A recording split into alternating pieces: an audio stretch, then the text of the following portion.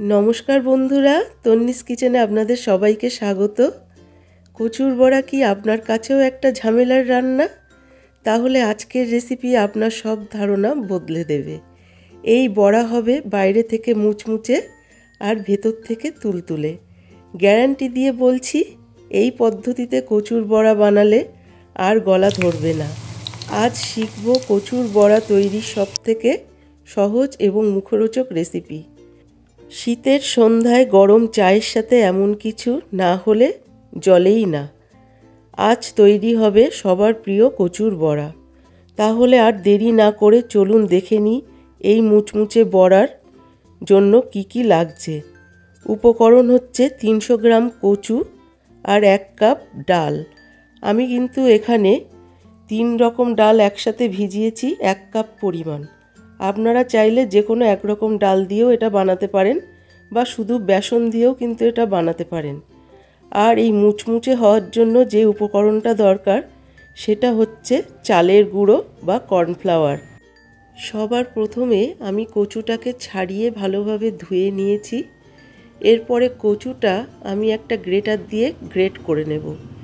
যাদের কাছে এরকম ধরনের গ্রেটার নেই তারা কিন্তু এটা শিলে বেটেও বানাতে পারেন, কোনো রকম অসুবিধা নেই। কচুটা কোরানো হয়ে গেলে আমি একটা সাইড করে রেখে দেব। আর এখন শীতকাল, কচুটা কিন্তু খুব একটা গাল চুলকায় না, আর গাল চুলকালেও তার একটা আমি টিপস আপনাদেরকে দিয়ে দেব। এবারে আমি এখানে যে ডালটা ধুয়ে ভিজিয়ে রেখেছিলাম সেই ডালটা একটা মিক্সিং জারে নিয়ে নিলাম, আর স্বাদ মতো কয়েকটা কাঁচা লঙ্কা নিলাম, দিয়ে দিলাম সামান্য একটু জল। জলটা দেওয়ার পরে আমি কিন্তু এখানে ডালটা মিহি ব্লেন্ড করব না, ডালটাকে ব্লেন্ড করে আমি এক সাইডে রেখে দিয়েছি। এবারে কচুটাকে আমি ছেঁকে নেব। আমি এখানে কচুটার জন্য একটা নেট নিয়ে নিয়েছি ছাঁকার জন্য। এবারে কচুটা সব একবারেই ঢেলে নেব, নিয়ে এর মধ্যে যে কচুর দুধটা আছে এটাকে কিন্তু ছেঁকে পুরোপুরি বার করে নিতে হবে। এই দুধটা থাকলে কিন্তু অনেক সময় গাল চুলকাতে পারে, আর এই দুধটা যদি কচুর মধ্যে থেকে যায় সেক্ষেত্রে কিন্তু বড়াগুলো মোটেও ভালো হবে না বা ক্রিস্পি হবে না। সেই জন্য কিন্তু আমাদের দুধটা অবশ্যই বার করে নিতে হবে। দুধটাকে দেখুন যেমনভাবে ছানা নিংড়ায় সেইভাবে কিন্তু আমি নিংড়ে নিলাম। এই দুধটা আমি এবার ফেলে দেব। এবারে আমি মিক্সিং জার থেকে ডালটাকে তুলে একটু দেখাবো আমি কেমন বেটে নিয়েছি। দেখুন এখানে কিন্তু একদমই মিহি ব্লেন্ড করিনি, একটু খিজ রেখে বেটেছি। শিলে বাটলেও কিন্তু এরকমভাবেই বেটে নিতে হবে। আর আপনারা যদি ডালটা বেশি পরিমাণ জল দিয়ে বাটেন সেক্ষেত্রেও কিন্তু ডালটা প্যাচপ্যাচে হয়ে যাবে। এবারে আমি একটা এখানে বাটি নিয়ে নিয়েছি, বাটির মধ্যে ডালটা সবটা নিয়ে নিলাম, আর নিয়ে নিচ্ছি ছেঁকে রাখা কচু। দেখুন কচুটা কিন্তু একেবারে শক্ত করে নিংড়ে নিইনি, সামান্য পরিমাণ দুধের মধ্যে আছে। দিয়ে দিচ্ছি স্বাদ মতো নুন আর সামান্য পরিমাণ হলুদ। এবারে আমি একে একে দিয়ে দেব স্বাদ মতো একটু লঙ্কার গুঁড়ো, এতে কিন্তু কালারটাও ভালো আসবে। আর দিয়ে দিচ্ছি স্বাদ মতো চিনি। এবারে চিনিটা দেওয়ার পর আমি এর মধ্যে একটা সিক্রেট উপকরণ দিয়ে দিচ্ছি, খাওয়ার সোডা বা বেকিং সোডা। এটা কিন্তু 3 আঙুলের 1 চিমটি পরিমাণ দিতে হবে। এটা না দিলে কিন্তু বড়াটা মুচমুচে হবেই না বা ফুলবেই না, এটা কিন্তু অবশ্যই দিতে হবে। এবারে আমি সমস্ত উপকরণগুলো ভালো করে মেখে নেব। মাখাটা কিন্তু হাত দিয়েই মাখতে হবে, চামচ দিয়ে মাখলে তেমন একটা ভালোভাবে মাখা যাবে না। সব শেষে দিয়ে দিচ্ছি 2 চামচ পরিমাণ কর্নফ্লাওয়ার। আমার কাছে চালের গুঁড়োটা অ্যাভেলেবেল নেই বলে আমি কর্নফ্লাওয়ার দিলাম, আপনারা কিন্তু চাইলে চালের গুঁড়োও দিতে পারেন। এটাই কিন্তু বড়াটাকে মচমচে রাখতে সাহায্য করবে। এবারে ডোটা আমি হাতে তুলে আপনাদের দেখালাম ঠিক কেমন হবে, খুব বেশি কিন্তু পাতলা হবে না। এরপরে ডোটা আমি 10 মিনিটের জন্য ঢেকে রেখে দিলাম। এরপরে চলে আসছি পরবর্তী স্টেপে।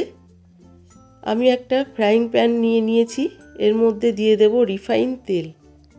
রিফাইন তেলটা একটু ভালো করে গরম করে নিতে হবে, এবং বড়াগুলো ছাড়ার সময় তেলটা যেন বেশি গরম না হয়ে যায়, সেই জন্য গ্যাসের ফ্লেমটা একদম লোতে রেখে দিতে হবে। এবারে দেখুন একটু করে ডো আমি হাতে এইভাবে চ্যাপটা চ্যাপটা করে নিয়ে তেলের মধ্যে ছেড়ে দেব। এই সময় যেন কোনো মতেই তেলটা গরম না থাকে বা গ্যাসের জোরটা কোনো মতেই বাড়ানো না থাকে। দেখুন একে একে আমি বড়াগুলো এরকম চ্যাপটা চ্যাপটা করে দিচ্ছি। বড়াগুলো কিন্তু বেশি পুরুভাবে দেবেন না, তাহলে কিন্তু ভেতর থেকে কাঁচা থেকে যাবে আর উপর থেকে লাল হয়ে যাবে। এই সময় গ্যাসের ফ্লেমটা কখনো কমিয়ে কখনো বাড়িয়ে আপনাদের কিন্তু গোল্ডেন ব্রাউন করে ভেজে নিতে হবে। দেখুন আমি এখানে এই বড়াগুলো দিয়ে দিলাম। এরপরে একটা পিঠ হালকা গোল্ডেন ব্রাউন হলে আস্তে আস্তে ঝাঁঝরি দিয়ে উল্টে দিতে হবে। আর যতক্ষণ না গোল্ডেন ব্রাউন হচ্ছে ততক্ষণ কিন্তু আপনাদেরকে অপেক্ষা করতে হবে।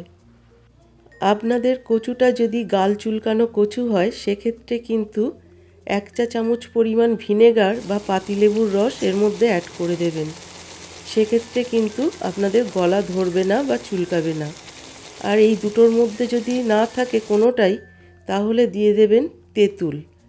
একটু তেঁতুল গোলা জল এর মধ্যে দিয়ে দিলেও কিন্তু আপনারা সেম রেজাল্ট পাবেন।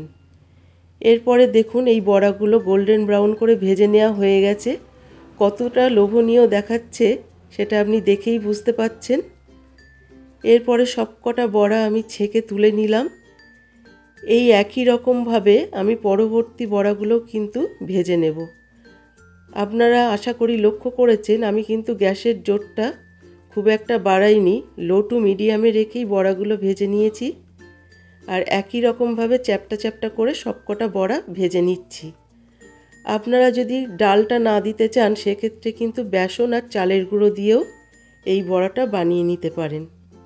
আর আপনারা চাইলে এর মধ্যে একটু কালো জিরেও অ্যাড করতে পারেন। আমি একই রকমভাবে সমস্ত বড়াগুলো ভেজে তুলে নিলাম। এইবার আপনারা দেখুন আমি কতটা সুন্দরভাবে বড়াগুলো ভেঙে দেখাচ্ছি। বড়াগুলো কিন্তু একেবারে উপর থেকে ক্রিস্পি হয়েছে। তো বন্ধুরা, এই বড়াটা আপনারা বানিয়ে আমাকে অবশ্যই জানাবেন যে আপনাদের বড়াটা কেমন লাগলো।